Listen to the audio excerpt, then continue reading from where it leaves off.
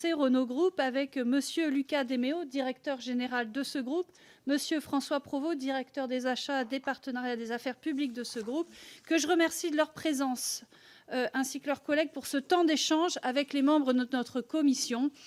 Et nous souhaitons bien entendu évoquer avec vous la stratégie industrielle de votre groupe face à des défis majeurs.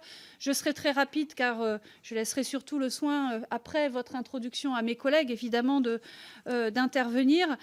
D'abord, le défi écologique et les objectifs d'électrification du parc automobile, puisque vous avez plaidé vous-même pour l'assouplissement des objectifs d'électrification du parc automobile tels que décidés dans le pacte vert. Voilà, donc j'espère que vous pourrez nous expliquer les propositions que vous défendez pour assurer cette transition et, dans le même temps, préserver la capacité industrielle du pays. Quelles mesures de l'État, par exemple, pour soutenir la demande en électrique, qu'est-ce que vous pouvez préconiser? Nous souhaitons également vous interroger, bien évidemment, sur la géoéconomie mondiale, puisque on le sait, notamment avec les annonces maintenant des États-Unis, que toute cette scène géopolitique et géoéconomique va être bouleversée dans les prochains temps. Et nous savons à quel point, par exemple, les productions venues de Chine sont subventionnées. Comment la production peut-elle se positionner en France et en Europe par rapport à ces constructeurs et à cette concurrence? Comment vous préparez-vous aux tensions commerciales? Que préconisez-vous aussi en matière de protection commerciale européenne et française et de diplomatie et de protection aux frontières? Nous expliquer également comment vous entendez organiser la production dans vos sites et avec vos sous-traitants en France et dans le reste du monde.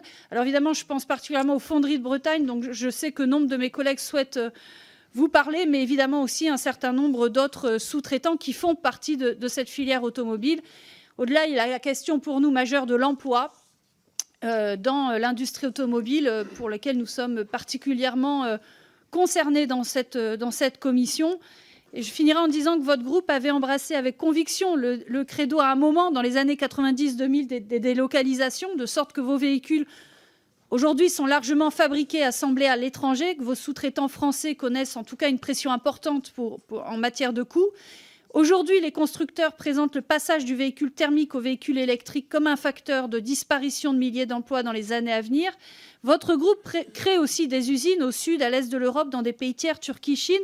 Mais vous dites aussi, et vous l'avez dit en tout cas dans un certain nombre de médias, vouloir inverser la tendance. Et donc, quelle politique du groupe menez-vous pour maintenir et développer l'emploi dans notre pays? Je pense aussi qu'il y aura des interpellations sur la question des aides publiques d'une part et de la chute du nombre d'emplois en France, en particulier au sein du groupe Renault. Et je crois que nous serons aussi intéressés de vous écouter sur ce point-là. Voilà, Monsieur le directeur général, à nouveau, vraiment, merci d'avoir accepté cette audition qui est importante pour nous.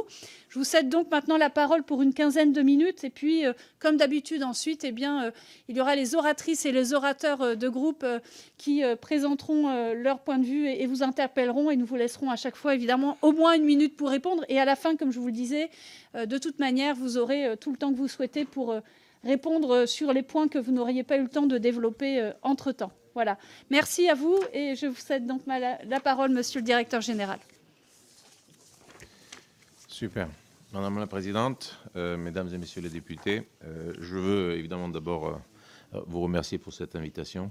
Je voudrais rappeler, comme vous l'avez fait, que comme les autres acteurs de l'industrie automobile, Renault est confronté à une transition qui est sans précédent.